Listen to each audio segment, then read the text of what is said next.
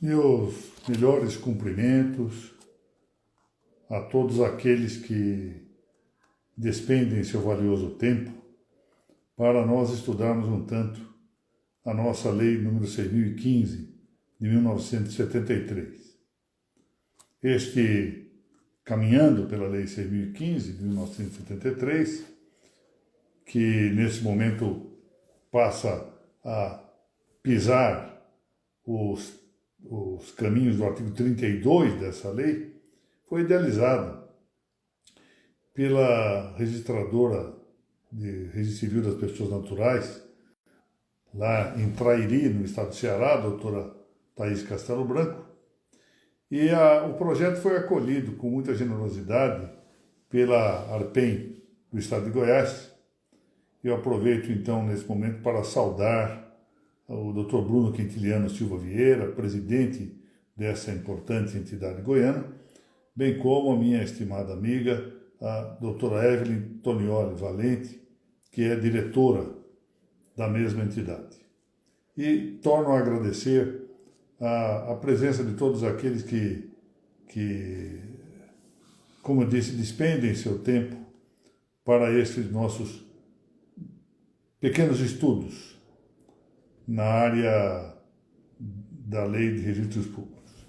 Bom, enquanto vai chegando mais gente aqui, vou começar por uma coisa interessante. Quando eu estive atuando em primeiro grau na área dos registros, eu fui juiz auxiliar e assumi a primeira vara de registros públicos de São Paulo, e da capital de São Paulo. Depois fui por 2 vezes auxiliar da Corregedoria Geral de Justiça nessa área de registros públicos e também na área de notas. E lá eu descobri uma coisa muito interessante, é que a atuação na área do registro é uma atuação que pode-se dizer que entronca ou abraça todos os segmentos, todos os ramos do direito. Então nós temos lá questões de direito tributário, direito financeiro, direito bancário, direito civil em geral, da família em particular, temos problema de direito penal, processo civil e, como se diz, até de registros. Pois bem, aqui nós estamos exatamente numa situação como essa. O artigo 32 da Lei 6.015, que é o artigo que nós vamos tratar de examinar na nossa exposição de hoje, é sobretudo um dispositivo que, embora voltado a alguma prática de natureza registral, diz respeito ao direito internacional público. Aqui o que está em jogo é a disciplina do direito internacional público, especialmente quanto ao tema da nacionalidade.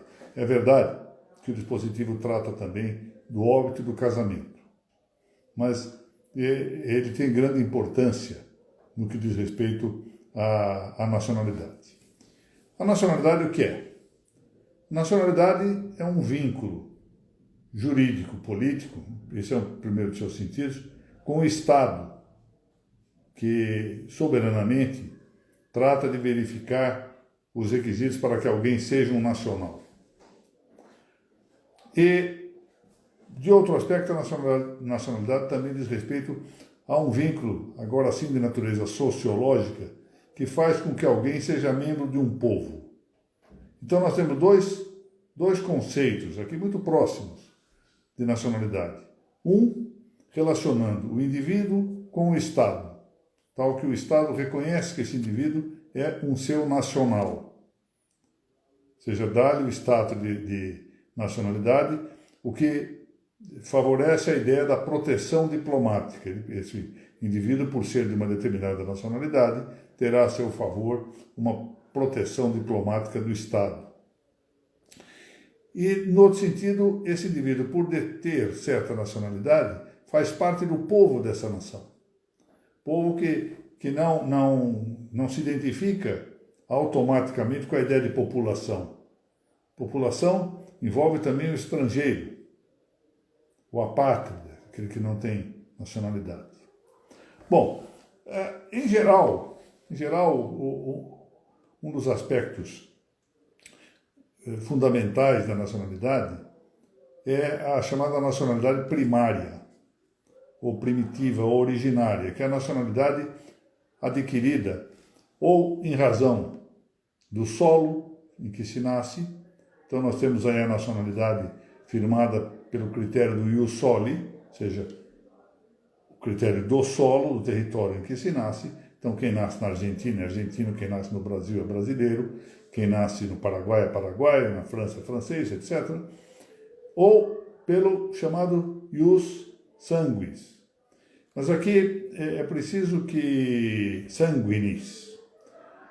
Aqui é preciso que se acentue um caráter interessante. Não é tanto o direito de sangue, do ius sanguinis, mas sim a nacionalidade dos pais, que podem não sequer ter o sangue de um determinado país por serem, por exemplo,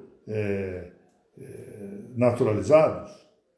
Mas, enfim, passa a ideia de que essa designação que marca, que conforme seja o sangue, ou seja, a nacionalidade dos pais, assim será a nacionalidade dos filhos. E isso faz com que, dependendo dos critérios que os vários estados adotem, nós possamos ter situações de dupla nacionalidade. Ou seja, basta que um estado considere como nacional o critério do ius sanguinis e outro considere o critério do ius soli, para que nós tenhamos uma pessoa com dupla nacionalidade. E às vezes até mesmo com 3 nacionalidades. Houve um caso aqui de um famoso jornalista que trabalhou em São Paulo, no jornal do Estado de São Paulo, foi ministro do governo boliviano, de um dos governos bolivianos, e tinha 3 nacionalidades. O pai era ucraniano, a mãe boliviana, pelas leis da Ucrânia, então vigente a lei da Bolívia, ele tinha essas 2 nacionalidades, boliviano e ucraniano, e como ele havia nascido no território alemão, era pela lei do solo, pelo ius soli, considerado também alemão, ou seja, pessoa que tinha 3 nacionalidades. Bom, não são só essas formas de adquirir nacionalidade, nós temos formas de nacionalidade adquirida, destas algumas são muito interessantes. Nós tivemos no Brasil imperial a nacionalidade pelo casamento. Ainda alguns países atualmente adotam, o Brasil não adota mais essa forma de aquisição de nacionalidade, mas em geral isso afetava as mulheres, e no caso, ainda hoje é assim, e no caso brasileiro era também assim, tal sorte que uma mulher estrangeira que se casasse com um brasileiro adquiria a nacionalidade brasileira. E uma outra hipótese interessante foi a da nacionalidade por força de lei, que foi imposta quando da implantação militar da República no Brasil. Instituiu-se uma lei pela qual os estrangeiros se tornavam nacionais, se tornavam brasileiros, a não ser que se opusessem a isso, ou seja, no silêncio a respeito da aquisição ou não dessa nacionalidade, se tornavam brasileiros. Então nós temos essa gama de possibilidades para a aquisição da nacionalidade. Muito bem.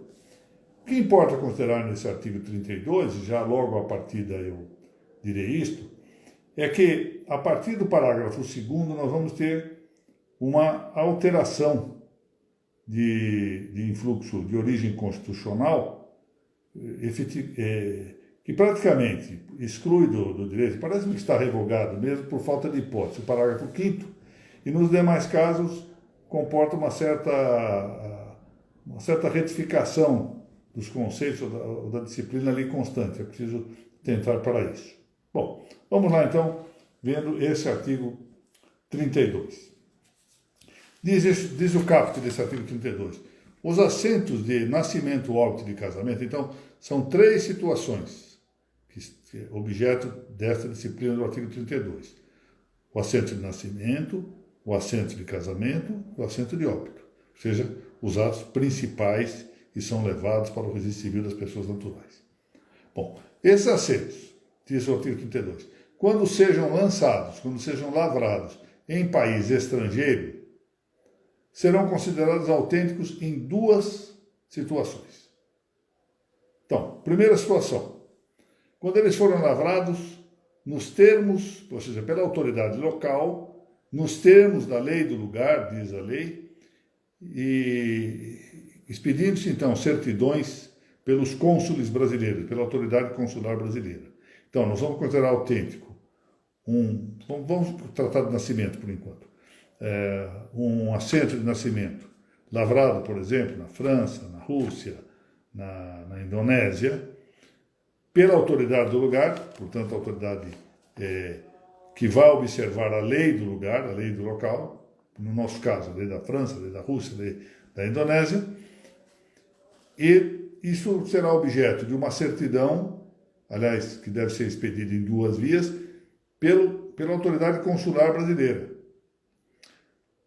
Note-se que, a propósito, vale a pena mencionar o que se lê no artigo 13 da antiga Lei de Introdução ao Código Civil, Decreto-Lei 4.657, de setembro de 1942, que depois veio a se chamar Lei de Introdução ao Nome do Direito Brasileiro.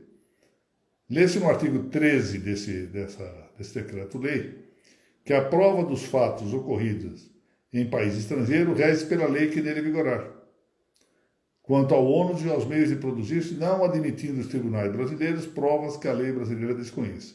Ora, como a certidão é prova que a lei brasileira conhece, é a prova do nascimento, de que nós estamos tratando, se fosse o caso do óbito, do casamento, se faz por meio desta certidão, expedida pela autoridade consular.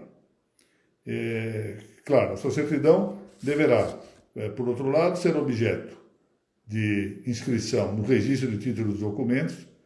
Vejam lá o número 6 do artigo 129 da Lei de Registros Públicos, estão sujeitos a registro no título de documentos para surtir efeitos em relação a terceiros. Aí vem todos os documentos de procedência estrangeira. E não basta essa inscrição. Para que haja essa inscrição, é preciso que ela venha antecedida, acompanhada, portanto, de tradução por tradutor público juramentado.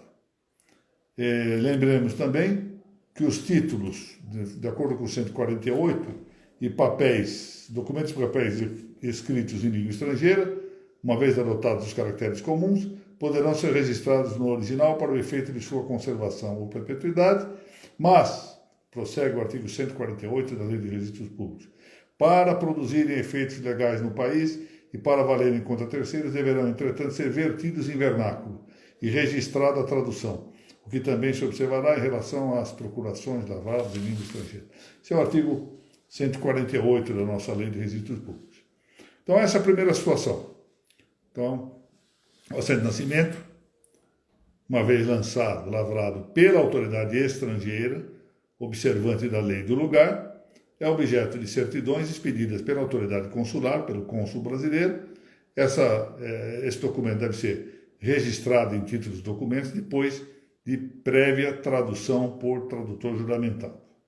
Muito bem. A segunda hipótese é quando o registro, o assento de nascimento, ou assento de óbito, ou assento de casamento, for lavrado pela autoridade consular.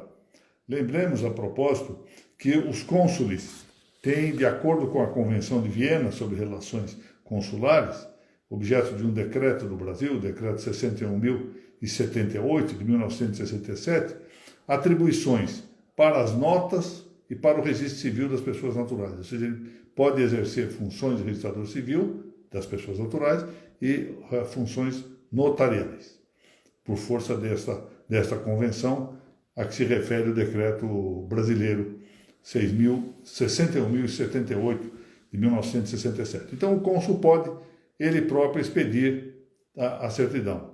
E essa é a segunda hipótese. A primeira, como vimos, é que a própria autoridade do lugar faça o assento de nascimento. Bom, o parágrafo primeiro vai dizendo, então, que os assentos de que trata esse artigo 32 devem ser trasladados. O traslado, como sabe, é uma transcrição literal, palavra por palavra, verbo a verbo. Nos cartórios, quais? Ou do primeiro ofício do domicílio do registrado, ou no primeiro ofício do Distrito Federal, se houver falta de domicílio conhecido. Ou também é preciso que muitas vezes se pense nisso, esse traslado possa ser antecipado pela remessa da segunda via, porque os cônsules, ao expedir a certidão, fazem em duas vias e remetem, são obrigados a remeter essa segunda via ao Ministério das Relações Exteriores, que pode, então, promover, parece menos que deve promover o traslado, provavelmente, se não vai saber do domicílio, mas no primeiro ofício do Distrito Federal. Bom, vamos agora ao que mais interessa aqui, o mais, digamos, empolgante, é a influência. Bom, antes disso, apenas para observar que não nos esqueçamos que aqueles casos do artigo 31, né, ou seja, nascimento a bordo de navios de guerra, navios mercantes em viagem, de exército em campanha, etc., continuam submetidos à regra do artigo 61. Essa regra do artigo 62 diz respeito à situação diversa daquela que já está excepcionada no artigo 61. E também lembremos que a lei não deve seguir entre natos e naturalizados. Ou seja, as exceções a essa regra, que está prevista no parágrafo 2º do artigo 12 da Constituição Federal, são exceções exclusivamente previstas na própria Constituição Federal. Bom, vamos ver então o parágrafo 2º desse artigo 32, que diz o seguinte: o filho de brasileiro ou brasileira nascido no estrangeiro e cujos pais não estejam ali a serviço do Brasil, desde que registrado em consulado brasileiro ou não registrado, venha residir no território nacional antes de atingir a maioridade, poderá requerer no juiz de seu domicílio e se registre no livro E do primeiro ofício de registro civil o termo de nascimento. Essa norma do parágrafo 2º é o resultado de uma compreensão, a meu ver, que depois se viu tumultuada por uma das nossas emendas constitucionais, a emenda de revisão 3. Mas, felizmente, em boa hora, houve uma nova emenda constitucional que retornou à trilha que já era tradicional no direito brasileiro a respeito da matéria.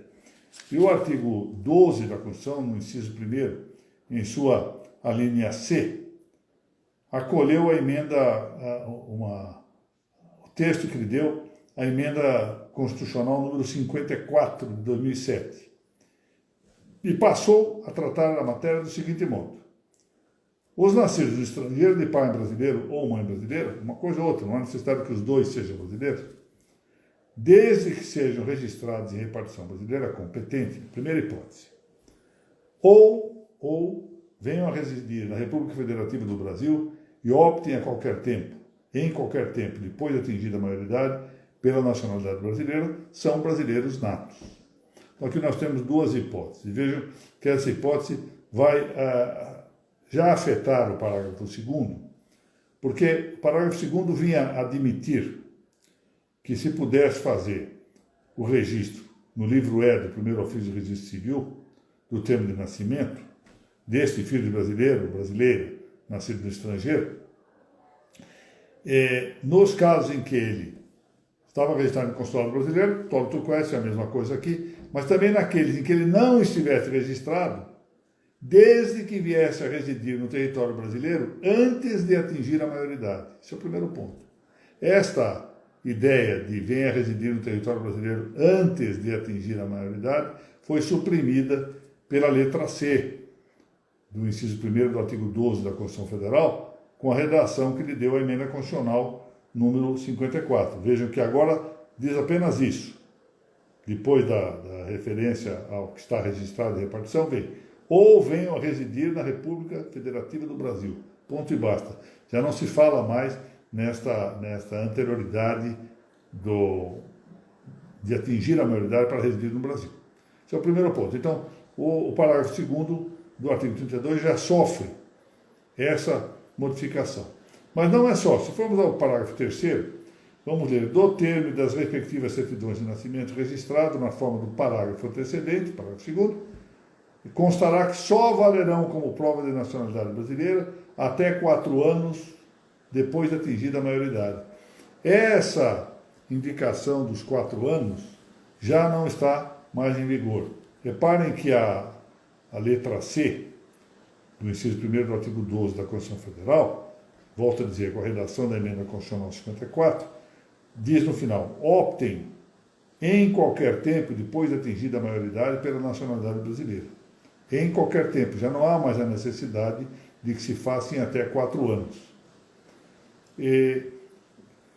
Por isso, não há, penso que esse parágrafo 3º deve ser considerado inaplicável, se quiser, posso dizer que está revogado mesmo. Mesma coisa o parágrafo 4º, mas aqui em parte.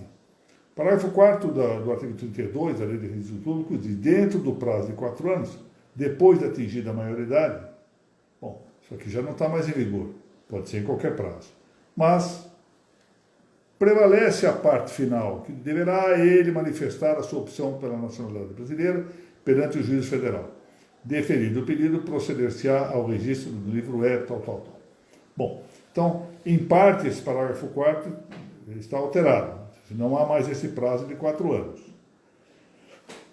Agora, vamos ver aqui, examinar de perto esta letra C do artigo, do inciso 1º do artigo 12, porque com isso nós teremos agora a condição mais exata de compatibilizar com o texto da Constituição Federal. Bom, o que diz a Constituição? Os nascidos do estrangeiro, de pai brasileiro ou mãe brasileira, um ou outro, ou ambos, desde que sejam registrados em repartição brasileira competente, são brasileiros natos. É a primeira parte do artigo. Então aqui não há mais discussão. É brasileiro nato. Apenas pode fazer o traslado, deve fazer o traslado no documento, ou no primeiro ofício do domicílio, ou no primeiro ofício do Distrito Federal, se o domicílio não for conhecido. Bom, segunda hipótese, quando esses nascidos no estrangeiro, de pai brasileiro ou mãe brasileira, venham a residir na República Federativa do Brasil. Então, o primeiro ponto é a residência.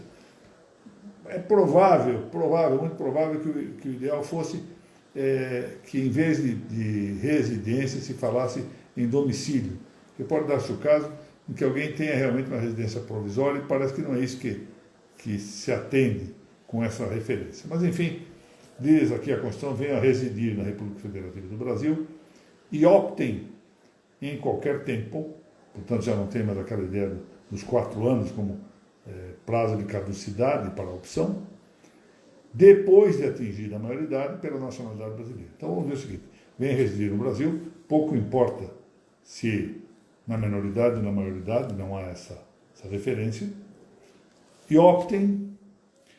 Essa opção não quer dizer que exclua a eventual dupla nacionalidade, apenas é a questão de escolha da nacionalidade brasileira também, sem prejuízo de outra.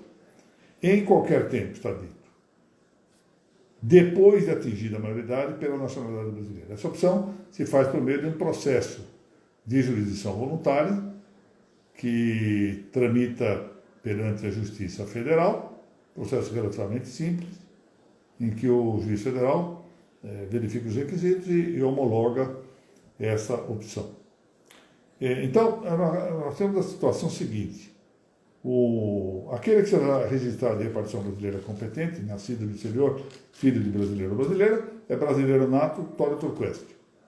Ora, o que sim teve que considerar-se é a situação daquele que não está registrado em repartição brasileira competente, em que o seu nascimento se fez por autoridade, o assento se fez perante a autoridade local, nos termos da lei local, e ele vem a residir no Brasil em determinado momento, e aí nós teremos a seguinte situação: enquanto for menor, dado o caráter personalíssimo desta opção, então há um acordo magistral relatado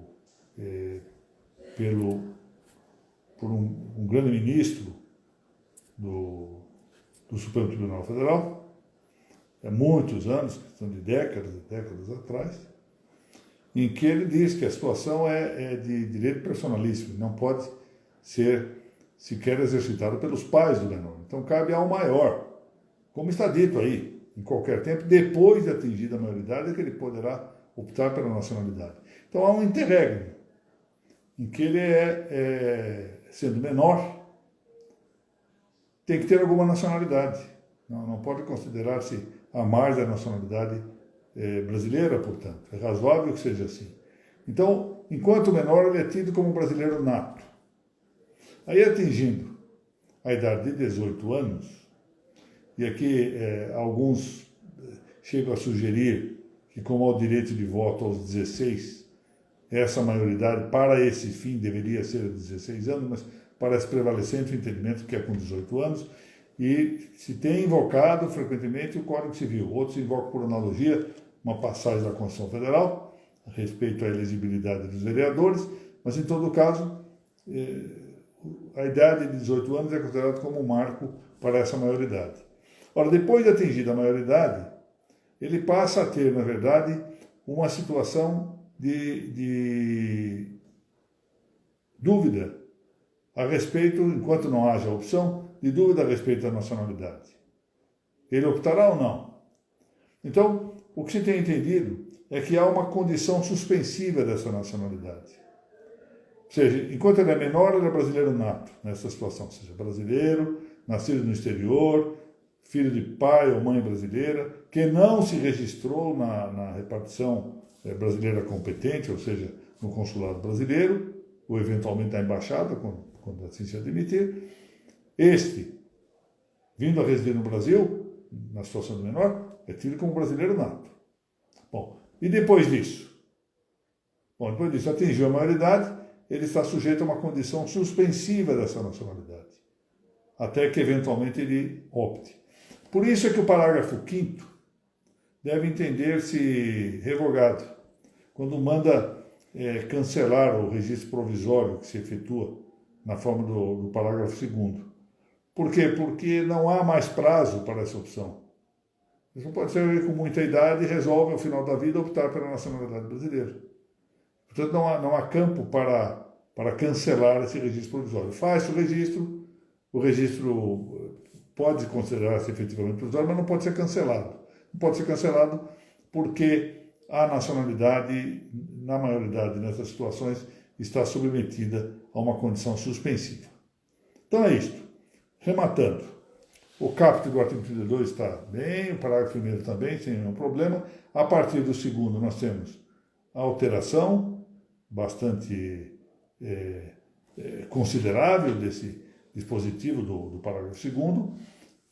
Parece também que o parágrafo 3º não subsista, aí já no todo, a exemplo do parágrafo 5º, e o parágrafo 4º deve entender-se em vigor em boa parte, mas não quanto ao prazo de 4 anos que se refere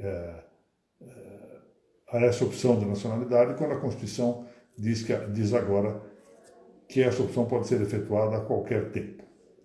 Muito bom. Com isso nós, então, terminamos esta breve incursão nesse interessantíssimo parágrafo, artigo 32 da Lei de Registros Públicos, e como eu lhes disse aqui no início da nossa pequena preleção, é um dispositivo que trata sobretudo de direito internacional público. Aqui o registro entra mais ou menos como Pilatos no credo, não. Enfim, é apenas para dizer, olha, faça isso no registro, mas para realizar uma questão que é de direito internacional público. Muito bem, mas é claro que isto é bastante teórico e afeta pouca gente na área do registro, porque só diz respeito aos primeiros ofícios dos homicídios, os demais não.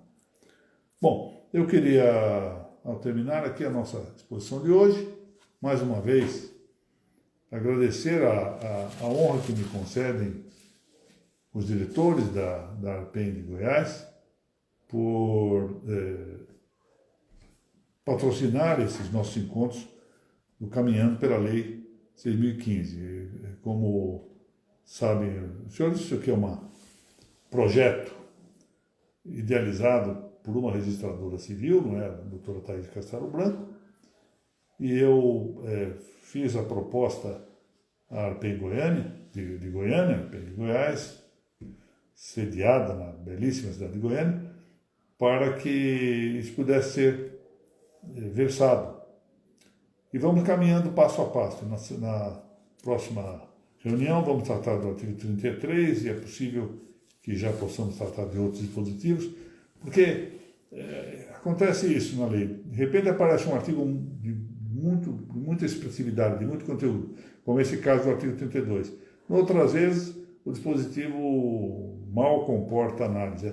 É interessante, por exemplo, que se veja essas obras de comentários à lei de registros públicos, elas frequentemente em alguns dispositivos quase que se resumem a ser um dicionário de sinônimos, exatamente porque há pouco a esclarecer. Em troca, há outros que, como esse artigo 32, que merecem realmente muita atenção. E talvez fosse mesmo o caso de uma longa tratativa a respeito do tema da nacionalidade. Porque essa matéria, volto a dizer, é de direito internacional público e não de registros públicos. Eu quero, mais uma vez, portanto, agradecer ao Dr. Bruno Quintiliano Silva Vieira, digno presidente da ARPEN de Goiás, igualmente a Evelyn Tonioli Valente, das pessoas que eu vi entrando aqui para despender seu valioso tempo com essa reunião. Vejo aqui a presença do Dr. Silmar Lopes, eu quero apresentar a ele os meus melhores cumprimentos, o meu respeito. Também vi a doutora Margarete Maia, a doutora Mônica Guimarães de Macedo Dalla Vecchia, e eu quero estender esses cumprimentos a todos os demais que aqui prestigiaram esse nosso encontro. Muito obrigado e até daqui a 15 dias, se Deus permitir.